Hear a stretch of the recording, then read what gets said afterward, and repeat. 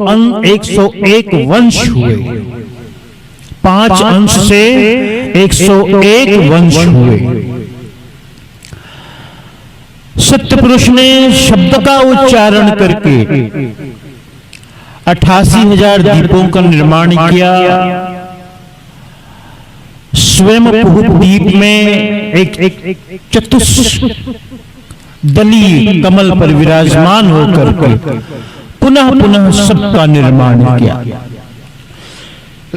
ऐसा प्रमाण मिलता है। उस निर्माण में हम सब, आप सब भी हैं। हम सत्य पुरुष परमात्मा से सोहम सुरति लेकर आए। वो हमारी संपदा थी, वो हमारा धन था। मानो, ऐसा जानो कि जैसे आप काशी में आए हो या यहीं आए हो। कहां? जालेली। बहुत लोग घूमने गए हैं। जोधपुर गए कि नहीं? जोधपुर गए हैं। तो यदि यहां से आप कोई कार्ड लेकर के जाओ तो भूलने का अवसर कम है। क्योंकि यदि कहीं भूलते हो तो वो परिचय पत्र दिखा सकते हो, भाई मैं यहां से आया, है ना? ऐसे ही सतपुरुष परमात्मा ने सोहम सुरति का परिचय दिया था, आइडेंटिफिकेशन, आईडी। लेकिन यह जीव इस जगत में आने के बाद उस सोहम सुरति को विसार दिया। और वह सुरति कहां फंस गई? संसार। सुरति फंसी संसार में, ताते परि गयो दूर, और सुरति बांध अस्थिर करो आप हाल हुजूर। लेकिन यह सुरति संसार में फंसी किसके कारण? काल पुरुष के कारण, निरंजन के कारण। क्योंकि वह निरंजन बड़ा बहुरूपिया है, बड़ा बहुरूपिया है। उसका एक ही काम है, क्या? जीवों को जगत में उलझाना और फंसाना। कहते हैं रोज प्रतिदिन वो 1000 जीवों को आहार करता है और 1.25 लाख जीवों को उत्पन्न करता है। तो अपने आहार के लिए उतना रोज चाहिए ही उसको, तो क्या करेगा वो? है ना? ऐसे ही लोक लुभावन में, आकर्षण में, जगत प्रपंच में जीवों को उलझाएगा, जीवों को उलझाएगा और उलझा करके अपना ग्रास बनाएगा, अर्थात बनाता है। तो उस काल पुरुष से बचने के लिए, पुनः आपको स्मरण दिलाने के लिए, सोहम जो सुरति आपके पास संपदा है उसे स्मरण दिलाने के लिए एक समर्थ पुरुष की आवश्यकता होती है, एक गुरु की आवश्यकता है, सदगुरु की आवश्यकता है। गुरु धनी धर्मदास साहब के जीवन में हम देखते हैं कि वह भी उस काल पुरुष के कारण ही न जाने कहां कहां भटका। वो कहते हैं, है ना, मैं ढूंढ ढूंढ कर हारा, सदगुरु मिला न दर्श तुम्हारा। सब जगह मैंने ढूंढा, बहुत ढूंढा, लेकिन मुझे कहीं मिला नहीं, है ना? इसलिए नहीं मिला, तब तक उस काल पुरुष निरंजन का प्रभाव था उसके जीवन में, और इसी कारण से वह भटकता रहा, फिरता रहा, कहां कहां नहीं गया। और जब समय संयोग बना, सद्गुरु की कृपा हुई, स्वयं सत्यपुरुष परमात्मा का प्रतिनिधि रूप में, या स्वयं सत्यपुरुष साकार रूप में, साकार रूप। देखो, आप एक अर्जी गाते हो, रो धर्मदास विनय करी, विहसी गुरु पद पंकज गहे, हे प्रभु हो दयाल, दास चित यति दहे। गुरु धनी धर्मदास साहब सदगुरु के समक्ष हाथ जोड़ करके प्रार्थना करते, बड़े बिहसते हुए, प्रसन्नता के साथ, बड़ी कृपा और आशीर्वाद मिले इस भाव के साथ, उत्सुकता के साथ। धर्मदास विनय करी बिहस गुरु पद पंकज गहे। सदगुरु के चरण कमलों को पकड़ करके, धर करके, अर्थात चरण कमलों में गिर करके क्या अर्जी की? धर्मदास विनय करी बिहस गुरु पद पंकज गहे। फिर आगे क्या कहते हैं? हे प्रभु हो दयाल, दास चित अति दहे। आदि नाम स्वरूप शोभा, प्रकट भास सुनाइए। काल दारुण यति भयंकर, कीट भृंग बनाइए। हे सद्गुरु, इस काल की दारुणता, भयंकरता, विकरालता इतनी प्रबल है, इसके कारण से जीव को कुछ दिखाई नहीं पड़ता, समझ में नहीं आता कि क्या करें क्या न करें, कहां जाएं कहां न जाएं। काल दारुण अति भयंकर, कीट भृंग बनाए, है ना। फिर क्या कहते हैं? आदि नाम अक्षर अखिल पति कारणम। ये किसका जवाब है? फिर जब गुरु धनी धर्मदास साहब ने सदगुरु के समक्ष विनती की, अर्जी की, तब साहब ने फिर जवाब दिया। सदगुरु कबीर साहब ने क्या जवाब देते हैं? आदि नाम निअक्षर अखिल पति कारणम, सो प्रगटे गुरु रूप, सो हंस उबारणम। देखो कहते जो आदि नाम है, जो निरक्षर है, उन्हीं निरक्षर का साकार रूप गुरु है। उन्हीं निरक्षर का, आदि नाम का साकार रूप कौन है? सदगुरु है और गुरु। आदि नाम निअक्षर अखिल पति कारणम, सो प्रगटे गुरु रूप, सो हंस उबारण। हंसों के उबारण करने के लिए, जीवों के कल्याण के लिए वह निरक्षर ही, आदि नाम ही, है ना, आकार रूप धारण करते हैं। तो किन रूपों में? कभी सदगुरु कबीर साहब के रूप में, कभी करुणामय साहब के रूप में, कभी मुनिंद्र साहब के रूप में, कभी सत्सुकृत के रूप में। अच्छा, साथ साथ एक बात और बताऊं आपको। देखो, जो आप चौका आरती का विधान करते हैं ना, ये सतलोक की रचना का साकार रूप है। साहब कहते हैं जो रचना है लोक की, सोचों का विस्तार। और लोक का मतलब संसार नहीं, सतलोक। जो रचना है लोक का, लोक की सोचों का विस्तार। यह जो रचना है, इस सतलोक की रचना है, क्योंकि सत्य पुरुष परमात्मा ने सतलोक में ही इस सब की रचना की। सारे संसार की, जीव जगत की रचना की, ब्रह्मांड की रचना की। तो यह जो रचना है, मानो सतलोक की ही रचना है। अब कैसे, मैं आपको बताऊंगा। प्रथम मैंने आपको बताया था, साहब ने 5 अंशों की रचना की। किस लिए? जीवों के कल्याण के लिए, हंस के उद्धार के लिए। कैसे कहते हैं साहब? जीव दुखी देखी भव सागर का कारण पगुधारा। तो साहब का आगमन, साहब का आना किस रूप में होता है? जीवों के कल्याण के लिए ही होता है, जीवों के उद्धार के लिए होता है साहब का आगमन। अब देखो साहब कैसे कैसे आते हैं, उन्हें आप जाने। साहब ने जीवों के कल्याण के लिए 5 अंशों से 101 वंश की निर्माण किया। और 101 वंशों का निर्धारण किया गया।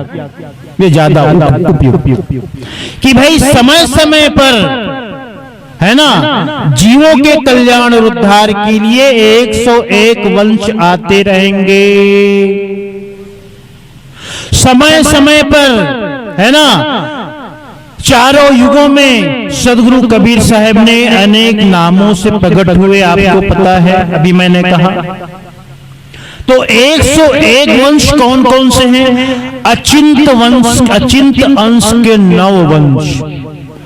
उन 9 वंश में कूर्म भी है, आष्टा आद्या भी है, निरंजन भी है, सब है। 9 अंश अचिंत अंश के। उसी प्रकार 4 अंश और भी हैं, जोहंग अंश, हिरंबर अंश, अका अंश और सुकृत अंश। इन 4 अंशों से 4 वंश, धर्मदास साहेब, राय बंकेजी साहेब, सहतेजी साहेब और चतुर्भुज साहेब, ये 4 और हुए, 4 और।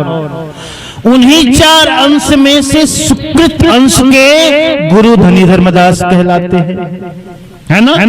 और सुकृत अंश के धर्मदास साहेब हुए, और धर्मदास साहेब से 42 वंश, धर्मदास साहेब से 42 वंश। अब देखो चौका आरती के विस्तार में आप देखो, निरीक्षण करो।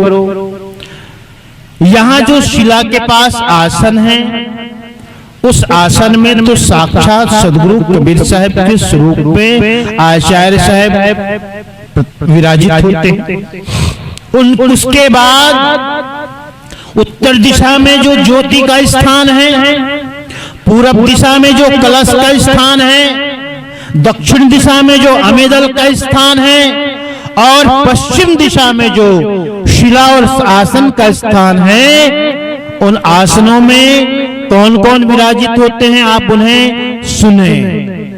उत्तर दिशा में धर्मदास साहेब विराजित होते हैं अपने 42 वंशों के साथ, 42, ठीक। और पूरब दिशा जहां कलश का स्थान है, वो बंकेजी गुरु का स्थान है। बंकेजी गुरु अपने 27 वंशों के साथ विराजित होते हैं। अमीदल का जो स्थान है वो चतुर्भुज साहेब का स्थान है। चतुर्भुज साहेब अपने 16 वंशों के साथ विराजित होते हैं, ठीक। और जो शिला का स्थान सहतेजी साहेब का है, सहतेजी साहेब अपने 7 वंशों के साथ विराजित होते हैं। बीचों बीच जो स्थान है सत्य पुरुष का स्थान है। सत्य पुरुष अपने अचिंत अंश और उनके 9 वंशों के साथ विराजित होते हैं।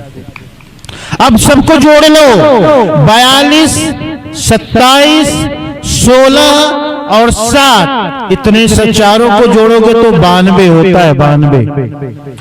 और 9 अंश और मिला दो तो 101। 5 अंश और 101 वंश, 5 अंश और 101 वंश।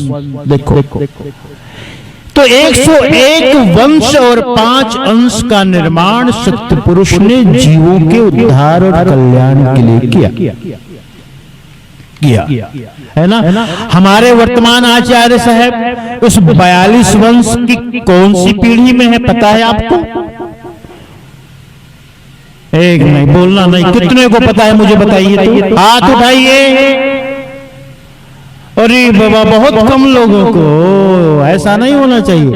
18वीं पीढ़ी है, 18वीं। दयानाम साहेब 13वीं पीढ़ी हुए। उसके बाद नादवंश की स्थापना हुई। सदगुरु कबीर साहेब के आगम संदेशों के अनुसार 13 पीढ़ी चले राजधानी, मुक्तामणि अवतारा हो। इसके आगे योग मत चलिए, राजनीति मिट जाएगी। तो उसके बाद ग्रंथमणि नाम साहेब 14वें, प्रकाशमणि नाम साहेब 15वें, उदित नाम साहेब 16वें, मुकुंदमणि नाम साहेब 17वें, और अर्धनाम साहेब 18वें। तो 42 वंश में वंशों के अर्थात जीवों के कल्याण उद्धार के लिए वर्तमान में जो सत्य पुरुष के अंश के वंश के रूप में पंछी हजूर अर्धनाम साहेब विराजमान है जीवों के कल्याण के लिए। और इस सत्य पुरुष के आगम संदेश के अनुसार है, जो सत्य पुरुष की रचना है उसके अनुसार। इसलिए मैंने कहा ना, एक तरफ काल है, दूसरे तरफ दयाल है। दयाल है 101 वंश और अंश, और एक तरफ है काल। तो काल का काम ही है कि जीवों को भटकाना, जीवों को फंसाना, जीवों को लालच दे करके अपने पास बुलाना। देखो आप संध्या पाठ में कहते हो, मैं अक्सर इस बात को दोहराता रहता हूं कि संध्या पाठ में रोज आप गाते हैं, क्या हुआ जानते हो? एक बार यमराज ने काल पुरुष के दूत आए सदगुरु के हंस को ले जाने के लिए। जब सदगुरु के हंस को ले जाने के लिए आए तो उन्होंने देखा वो तो भजन ध्यान में एकदम मस्त है, आनंद में है, और उनके मुख से कबीर कबीर का उच्चारण हो रहा है। सतनाम, कबीर साहब का नाम और आदि नाम, उस निरक्षर नाम, अजर नाम, अमी नाम, जो सत्य नाम के ही परिचायक हैं, पर्यायवाची हैं, उन सभी नामों का उच्चारण उनके मुख से हो रहा है। उनकी उसकी हिम्मत नहीं पड़ी, वो तो देखते रह गए भाई, देखते रह गए कि यमराज ने तो भेजा है। क्या भेजा? यमराज ने भेजा है फला को ले आओ, लेकिन मैं कैसे ले जाऊं? ये तो काल के जाल से दूर है, ये काल के जाल से परे है, वहां तक तो मैं पहुंच ही नहीं सकता। पहुंचूं, पकड़ूं, तब तो ले जाऊं। वापस बैरंग आ गए, वापस बैरंग, बिना कुछ किए। यमराज ने अर्थात काल पुरुष ने पूछा, क्या बात है? काम करके आए, काम के लिए भेजा था, कहे क्या करूं? अरे मैं वहां गया लेकिन क्या सुनता हूं? कबीर जम्मन जाए पुकारिया धर्मराय दरबार, हंस मवासी हो रहा लगे न फांस हमार। ये जो हंस हैं सदगुरु के, ये हमारे फांस में फंसने वाले नहीं हैं, ये मवासी हो रहा। ये तो सब सदगुरु के हंस हैं जो साहेब के नाम और सुमरण में आनंदित हैं। उन्हें सदगुरु पर इतना भरोसा और विश्वास है, तो क्या कहते हैं?